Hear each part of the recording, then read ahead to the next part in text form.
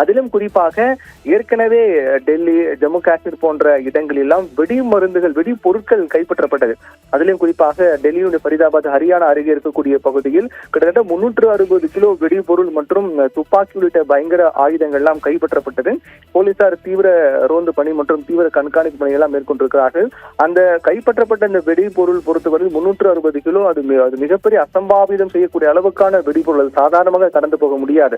அப்படி என்றால் மிகப்பெரிய நாச வேலைக்கு ஏதேனும் அமைப்பு, தீவிரவாத அமைப்பு திட்டமிடுகிறதோ என்ற கேள்வியெல்லாம் எழுந்தது. ஆனால் அதை போலீசார் முன்கூட்டியே அதை திறம்பட செயல்பட்டு தடுத்திருக்கிறார்கள் என்றெல்லாம் சொல்லப்பட்டது. அப்படிப்பட்ட ஒரு நிகழ்வுதான் 360 கிலோ வெடிபொருள் கைப்பற்றப்பட்ட சம்பவம். அதையும் தொடர்ந்து விசாரணை தான் போலீசார் மேற்கொண்டு இன்னும் யாரெல்லாம் இந்த சம்பவத்தில் தொடர்புடையவராக இருக்கிறார்கள் உள்ளிட்ட தீவிர விசாரணைகள் மேற்கொண்டு வந்தார்கள். அதற்கு பிறகு டெல்லியில் கைப்பற்றப்பட்ட 360 கிலோ வெடிபொருள் கைப்பற்றப்பட்ட பிறகு ஜம்மு காஷ்மீரில் இதே போன்ற சம்பவம் நடைபெற்று ஜம்மு காஷ்மீர் ஆயிரக்கணக்கான கிலோ வெடிபொருள் மற்றும் பயங்கர ஆயுதங்கள், துப்பாக்கி உள்ளிட்ட தாக்குதலுக்குள்ளான ஆயுதங்கள் எல்லாம் கைப்பற்றப்பட்டது. அப்படி என்றால் எதுவும் அசம்பாவிதம் நடக்கப் போகின்றதா என்ற ஒரு கேள்வி அப்போது எழுந்தது. அதனால் போலீசார் அதிக அளவில் வழக்கத்தை விட அதிக உஷார்படுத்தப்பட்டார்கள். ஜம்மு காஷ்மீர், டெல்லி, அதை சுற்றிக்கூடிய பல்வேறு மாநிலங்கள், ஹரியானா உள்ளிட்ட பல்வேறு இடங்களில் போலீசாருடைய கண்காணிப்பு பணி என்பது இன்று காலை முதலே மிக அதிகமாக தீவிரமாக மேற்கொள்ளப்பட்டு வந்தது. போலீசாருடைய தொடர் கண்காணிப்பின் அடிப்படையில் தான் அங்கொன்றும் இங்கொன்றுமாக இது இன்று மட்டுமல்ல, கடந்த ஒரு வார காலமாக இது போன்று சில இடங்களில் இது போன்று வெடிபொருட்கள் கைப்பற்றப்பட்டதாக கூட சொல்லப்படுகிறது. அப்படி இருக்கக்கூடிய சூழ்நிலையில் தான் இன்று அதனுடைய உச்சகட்டமாக தான் கிட்டத்தட்ட 360 கிலோ வெடிபொருட்கள், துப்பாக்கி உள்ளிட்ட தாக்குதல் செய்யக்கூடிய வகையிலான ஆயுதங்கள் எல்லாம் கைப்பற்றப்பட்டது என்பது மிகப்பெரிய கேள்வி எழுப்பியது. அதன் தொடர்ச்சியாக இந்த சம்பவத்தை நாம் பார்க்க வேண்டி இருக்கின்றது. வெடிபொருட்கள் கைப்பற்றப்பட்டது. அதற்கு பிறகு டெல்லியில் இதுபோன்று காரில் வெடிபொருள் வெடித்து சிதறியது என்பதையும் அந்த சம்பவத்தின் தொடர்ச்சியாக இது பார்க்கப்படுகிறது. அப்படி என்றால் இது திட்டமிட்டு இந்த நிகழ்வு நடத்தப்பட்டிருக்கிறது. தற்போது வரையிலும் இந்த சம்பவத்தை நடத்தியது எந்த தீவிரவாத அமைப்பு என்பதும் அதிகாரப்பூர்வமாக இன்னும் அறிவிக்கப்படவில்லை.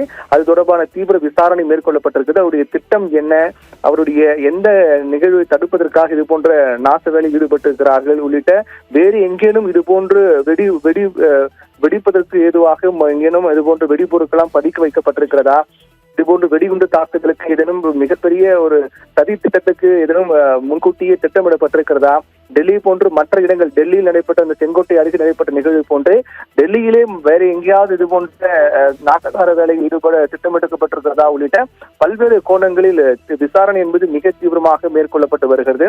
இந்த சம்பவம் நடைபெற்ற உடனடியாக தடயவியல் அதிகாரிகள், அதே போன்று வெடிகுண்டு நிபுணர்கள் உள்ளிட்ட அனைவரும் அங்கு வரவேற்கப்பட்டிருக்கிறார்கள். இதன் தடயங்களை சேகரிக்கக்கூடிய பணி மிக தீவிரமாக மேற்கொள்ளப்பட்டிருக்கிறது. இந்த சம்பவம் நடைபெற்ற அந்த இடத்திற்கு பல கிலோமீட்டர் சுற்றி பொதுமக்கள் யாரும் அனுமதிக்கப்படவில்லை. முழுக்க இந்த பாதுகாப்பு படையினர் மற்றும் போலீசாருடைய கட்டுப்பாட்டுக்குள் கொண்டு வரப்பட்டிருக்கிறது. அந்த இடத்தில் தடயவியல் நிபுணர்கள் வரவேற்கப்பட்டு இந்த வெடி சம்பவம் நடைபெற்ற உடனடியாக ஏதேனும் அங்கு வெடித்து சிதறக்கூடிய பொருட்களை வைத்து இது எந்த மாதிரியான வெடிபொருள், இது எந்த வகையான வெடிகுண்டு உள்ளிட்ட அனைத்தையும் கண்டறியலாம். அதற்கு ஏதுவாக தடயவியல் நிபுணர்கள்லாம் வரவழைக்கப்பட்டு வெடித்து சிதறிய அந்த இடத்தில் ஆய்வு மேற்கொண்டு வருகிறார்கள். ஏதேனும் வெடித்து சிதறிய பாகங்கள் கிடைத்தால் அதன் மூலமாக வெடித்து சிதறியது எந்த வகையான வெடிபொருள், வெடிகுண்டு உள்ளிட்ட முழு தகவலும் கிடைத்துவிடும். அந்த அடிப்படையில் அதை பற்றி முழுமையாக தெரிந்து கொள்ள ஏதுவாக இந்த தடயவியல் நிபுணர்கள்லாம் அங்கு வரவேற்கப்பட்டிருக்கிறார்கள். இது ஒருபுறம் மோப்பநாய்கள்லாம் வரவேற்கப்பட்டு, பாதுகாப்பு படையினர்கள் அதிக அளவில் வரவேற்கப்பட்டு இந்த சம்பவத்தை மேற்கொண்டவர்கள் யார், அவர்கள் இந்த சம்பவத்தை எப்போது அந்த கார் அங்கு நிறுத்தப்பட்டிருந்தது, அங்கு இருக்கக்கூடிய அந்த பகுதியில் பொருத்தப்பட்டுள்ள கண்காணிப்பு கேமராக்களுடைய அந்த புட்டேஜ் என்று சொல்லப்படக்கூடிய அதையும் கைப்பற்றி போலீசார் தீவிரமாக விசாரித்து வருகிறார்கள். இந்த சம்பவம் அந்த சம்பவம் நடைபெற்ற அந்த சம்பவத்துக்குரிய அந்த கார் என்பது யார் கொண்டு வந்தது, அந்த காருடைய பதிவெண் என்ன, எப்போது அந்த கார் கொண்டு நிறுத்தப்பட்டிருக்கிறது, ஒருவேளை அந்த கார் நிறுத்தப்பட்டிருந்த காரு இது போன்று வெடிபொருள் நிரப்பப்பட்டதா, அல்லது வெடிபொருள் நிரப்பிக்கொண்டே அந்த கார் அங்கு வந்து நிறுத்தப்பட்டிருக்கிறதா, அந்த காடு உரிமையாளர் யார், பதிவெண் என்ன, எப்போது அங்கு கொண்டு நிறுத்தினார்கள், காரை நிறுத்தியவர்கள் எந்த பக்கம் வெளியே சென்றார் உள்ளிட்ட அனைத்து கோணங்களிலும் போலீசார் தீவிரமாக விசாரித்து வருகிறார்கள். அதன் விசாரணை முடிவில் தான் இந்த நாசகார வேலை செய்ததுக்கான காரணம் என்ன, யார் செய்தார்கள், எந்த அமைப்பு, எந்த தீவிரவாத அமைப்பு இதை செய்தது, எந்த தீவிரவாத அமைப்பு இதை செய்தார்கள் உள்ளிட்ட முழு தகவலும் தெரிய வரும் என்று எதிர்பார்க்கப்படுகிறது. தற்போதைய நிலையில் டெல்லியில் நடைபெற்ற இந்த வெடிகுண்டு சம்பவம் என்பது மிகப்பெரிய பதற்றத்தையும் அதிர்ச்சியும் நாடு முழுவதும் ஏற்படுத்தியிருக்கிறது. நாளை பீகாருடைய 2ஆம் கட்ட வாக்குப்பதிவு நடைபெற இருக்கக்கூடிய சூழ்நிலையில் இந்த சம்பவம் இன்று நடைபெற்றிருப்பது என்பதும் மிகப்பெரிய கேள்விக்குறி எழுப்பியிருக்கிறது. ஒருவேளை நாளை அந்த பீகார் தேர்தல் 2ஆம் கட்ட வாக்குப்பதிவு நடைபெறுமா என்ற கேள்வி எழுகிறது. இதற்கான பின்னணி என்ன, நோக்கம் என்ன உள்ளிட்ட பல்வேறு கேள்விகளோடு தான் இந்த சம்பவத்தை பார்க்க வேண்டியதாக இருக்கின்றது. ஏனென்றால் ஒரு நாட்டினுடைய தலைநகரில் இதுபோன்ற சம்பவம் நடைபெறுவது என்பது சாதாரண விடயம் கிடையாது. ஒவ்வொரு நாட்டினுடைய மிக முக்கிய பகுதி என்பது அந்த நாட்டினுடைய தலைநகர் தான். அந்த வகையில் இந்தியாவினுடைய மிக முக்கியமான பகுதி என்பது இந்தியாவுடைய தலைநகராக கூடிய டெல்லி தான். டெல்லியில் தான் ஒட்டுமொத்தமாக நாட்டினுடைய தலைமையகங்கள் அனைத்தும் டெல்லியில் தான் இருக்கின்றது.